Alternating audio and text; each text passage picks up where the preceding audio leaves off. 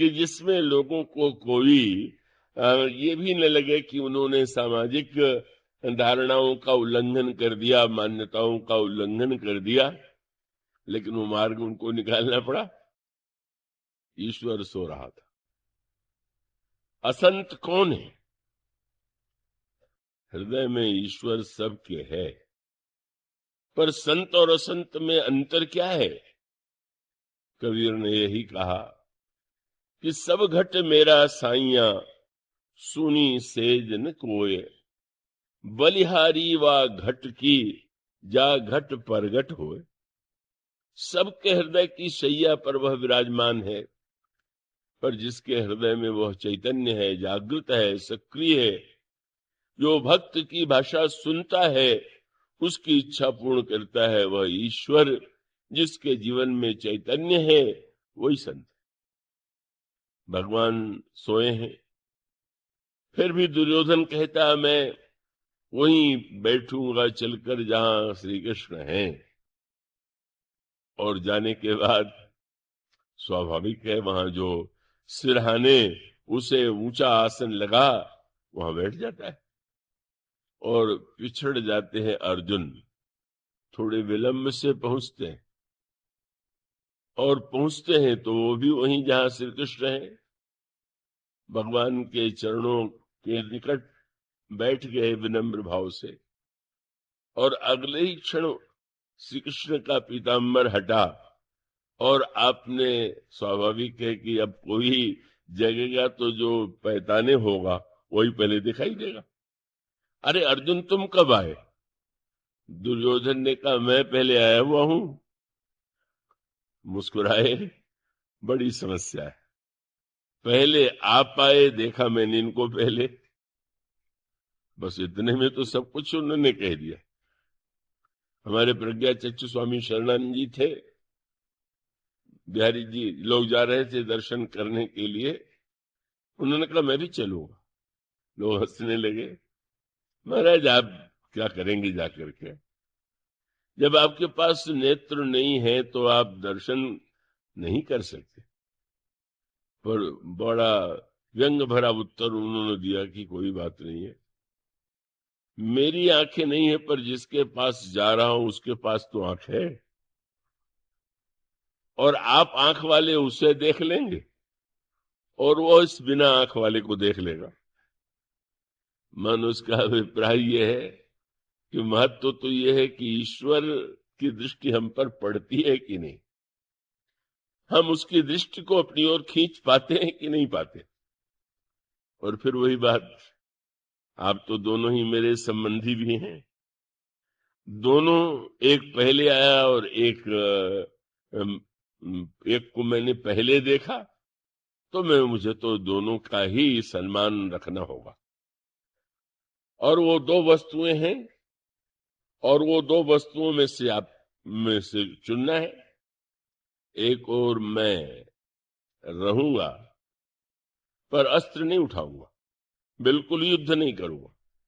और दूसरी ओर हमारे यदुवंश की एक अक्षौहिणी सेना, युद्ध करने के लिए जो महान एक योद्धा है, वह उस ओर से लड़ेंगे जो सेना को मांग ले। दुर्योधन घबराया, पर जब भगवान ने कहा कि अर्जुन छोटा है, इसलिए पहले इसी को मांगने का अधिकार दूंगा, कोई वस्तु हो तो पहले छोटे को मिलना चाहिए। बड़ा घबरा गया कि अब ये तो सेना मांग ही लेंगे, वो तो कल्पना ही नहीं कर सकता था। और जब दुर्योधन ने सुना तो सोचने लगा, जब ये केवल बैठे रहेंगे, अस्त्र भी नहीं उठावेंगे, तो क्या पूजा के लिए ले जाना? सेना युद्ध करेगी। पर उसे कितना संतोष हुआ जब अर्जुन ने कहा मुझे आपकी आवश्यकता है। और दुर्योधन ने प्रसन्न होकर कहा वाह वाह, ये तो बहुत अच्छा निर्णय हो गया, आप चले जाइए इनके साथ, मुझे सेना दे दीजिए। क्या हम लोगों की वही मनस्थिति नहीं है?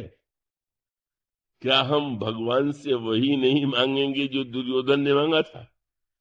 भगवान कह दें कि हम आपके हृदय में बैठे रहेंगे पर कुछ करेंगे नहीं, और आपको हम धन दें, संपत्ति दें, पद दें, आप दोनों में से क्या लें? तो लोग कहेंगे कि आप मंदिर में ही रहिए, हमें तो आप इन्हीं वस्तुओं को दे दीजिए। और इसका अर्थ ये है कि गोस्वामी जी इसलिए महान है कि उन्होंने भूत से भी भगवान को मांगा। हम भगवान से भूत मांगते हैं, उन्होंने भूत से भगवान को मांगा। और उस भूत ने, बेचारे ने कहा, मैं तो भला भगवान का दर्शन कैसे करा सकता हूं, वो तो हनुमान जी करा सकते हैं। और हनुमान जी से भी मैं केवल यही कह सकता हूं कि ऐसे स्थान पर जहां कथा होती है वहां वे नित्य आते हैं, बहुत पीछे बैठते हैं। बड़ा उनका रूप कठिन रोगों से ग्रस्त लगता है। अब उससे प्रार्थना कीजिए। गोस्वामी जी ने चरण पकड़ लिए। हनुमान जी ही थे, पहले वे नहीं करते रहे, पर बाद में जब गोस्वामी जी का आग्रह बढ़ता गया, मानो एक कुष्ठी के रूप में भगवान हनुमान जी ने दर्शन दिया। कितनी घृणा होती है किसी को देखकर, लेकिन उनकी अविचल निष्ठा यही थी, वे भगवान को पाना चाहते थे। और भगवान तो सर्वत्र विद्यमान रहने वाले हैं। और तब सचमुच हनुमान जी की कृपा से उनको चित्रकूट में प्रभु का दर्शन हुआ। यह जनश्रुति भी कहती है, और विनय पत्रिका में गोस्वामी जी भी उसका स्मरण करते हैं, अपने मन को याद दिलाते हैं। अरे मेरे मन, तो उस दिन की याद कर जब चित्रकूट में तुम्हारे लिए प्रभु ने कैसी लीला की थी। तुलसी तो को कृपालु, जो कियो कौशल पालु, चित्रकूट को चरित्र चेत चित करिस। गोस्वामी जी ने का यह जो एक दिव्य अनुभूति प्राप्त की, उन्होंने श्री राम को पाया। और श्री राम को पाने का अर्थ है फिर पाना शेष ही क्या रह गया। तो वस्तुतः गोस्वामी जी जब रामायण के द्वारा, रामचरितमानस के द्वारा सांसारिक वस्तुओं की प्राप्ति भी बताते हैं तो ठीक है, कामनाएं होती हैं, और कामनाओं की पूर्ति के लिए व्यक्ति रामायण पाठ करे तो उचित ही है। लेकिन उससे और आगे भी तो जाना चाहिए। जो अंतिम वस्तु गोस्वामी जी देना चाहते हैं वह यही है कि भाई जीवन में तो मंगल के साथ मंगल भी होता है, सभी कुछ होता रहता है। इसलिए वो अंत में जो बात कहते हैं, और वही रामायण का विशेष उद्देश्य है। जब उन्होंने कहा कि युद्ध में विजय प्राप्त करना हो तो लंका कांड का पाठ करना चाहिए, तो ठीक है, पर वो ये लिखना नहीं भूले कि जो भगवान राम के लंका विजय के प्रसंग को पढ़ेगा उसको विजय नहीं, उसके साथ दो वस्तु और जोड़ देते हैं।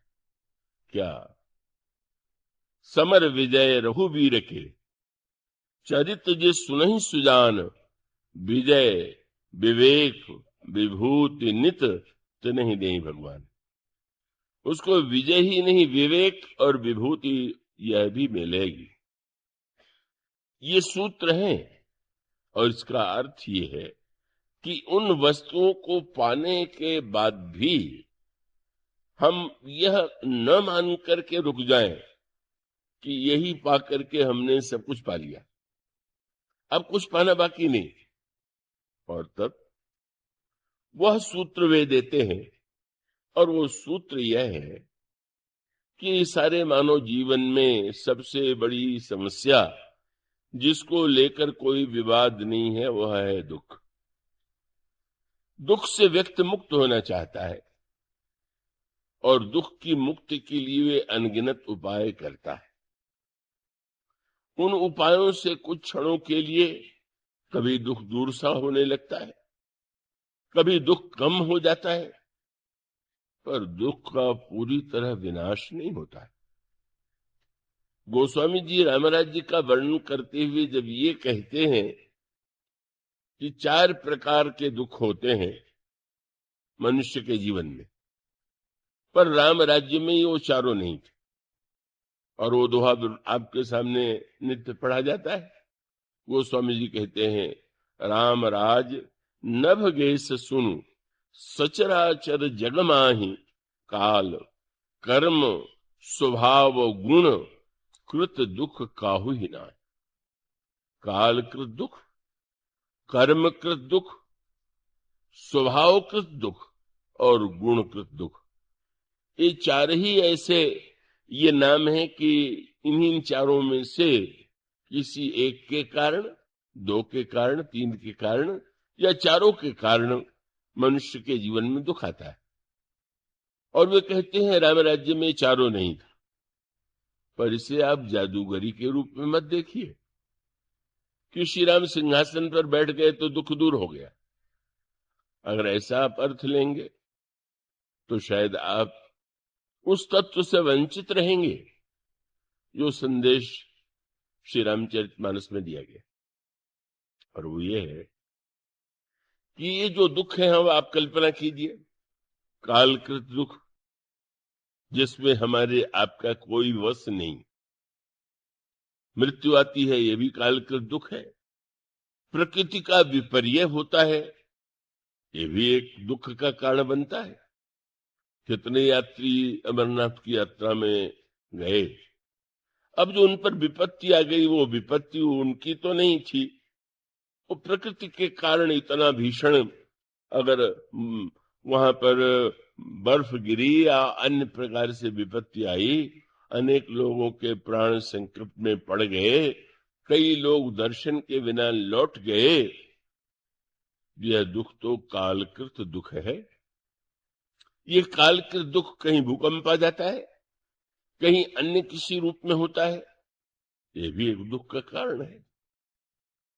दूसरा दुख जिसे उन्होंने कहा कर्मकृत दुख। कर्मकृत दुख का तात्पर्य यह है कि एक व्यक्ति अच्छा कार्य करता है, अच्छा व्यक्ति लगता है, और उसके जीवन में अचानक कोई बड़ा संकट आ जाता है, विपत्ति आ जाती है, दुख आ जाता है। लोग कहने लगते हैं कि अरे ये व्यक्ति तो इतना धर्मात्मा, इतना अच्छा, इतना होने पर भी इसके जीवन में दुख क्यों आ गया। और तब कुछ लोग तो ये अर्थ लगाते हैं कि करने वरने से कुछ नहीं होता, सब बेकार है, चलो ठीक, अपने जैसे चाहो वैसे करो, क्योंकि प्रत्यक्ष दिखाई दे रहा है कि इसने अच्छा किया फिर भी इसके जीवन में कुछ कष्ट आ गया, दुख आ गया। पर उसको यूं समझाने की चेष्टा की शास्त्रों ने कि नहीं, जैसे एक वृक्ष को देख करके आप यह जानते हैं, आप आम का वृक्ष लगावे तो वृक्ष लगाते ही उसमें फल नहीं होगा, लेकिन आप यह जानते हैं कि वृक्ष कभी भविष्य में फल देगा। और मान लीजिए कभी आपके यहां आम बाजार में बिकने आवे या आम का कोई भेंट भेज दे, तो वृक्ष नहीं है, फल है, पर फल को देख करके आपको यही समझ में आ जाएगा कि आम का फल है। मानो इसका अर्थ यह है कि कभी तो कर्म होता है और उसका परिणाम तुरंत नहीं दिखाई देता, पर कर्म सिद्धांत कहता है कि नहीं, कर्म प्रधान विश्व कर रखा, जो यश करे सो तस पंचाक। लेकिन दूसरी ओर शास्त्र यह भी कहता है कि अगर दुख के रूप में कोई फल आता है तो समझ लीजिए कि कोई न कोई हमारे कर्म का वृक्ष होगा जो सामने नहीं है। पर अगर वृक्ष न होगा तो फल कहां से आएगा।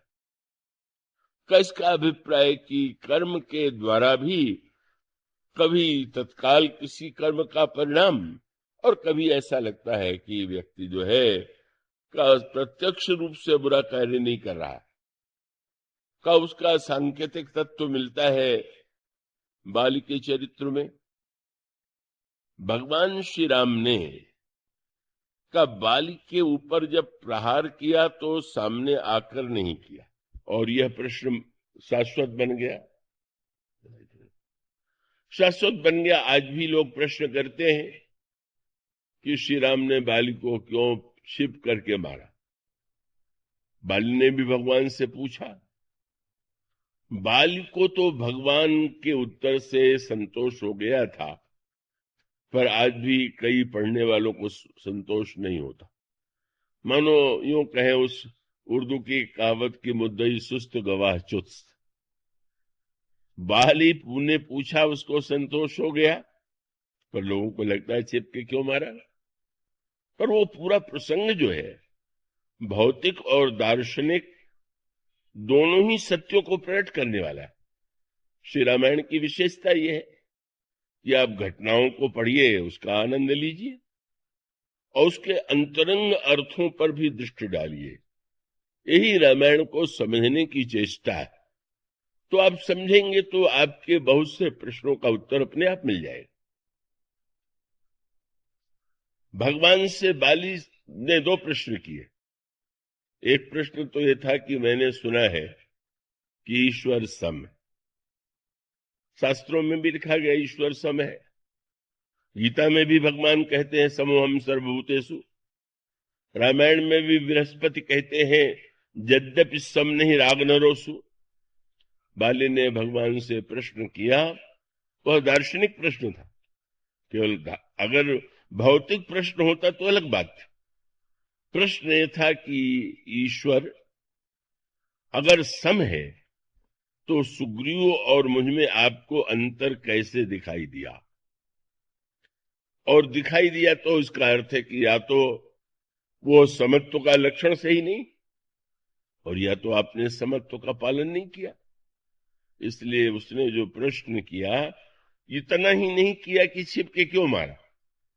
उसने प्रश्न किया, मैं बैरी सुग्रीव की प्यारा, अवगुण कवन नाथ मही मारा।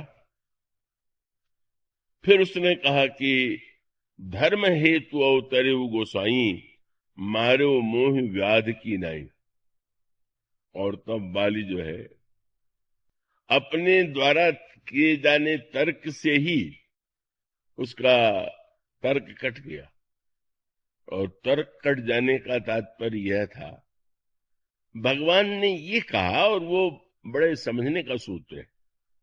गोस्वामी जी बाली सुग्रीव प्रसंग के द्वारा कर्म सिद्धांत की व्याख्या करते हैं, भक्त सिद्धांत की, ज्ञान सिद्धांत की और शरणागति की।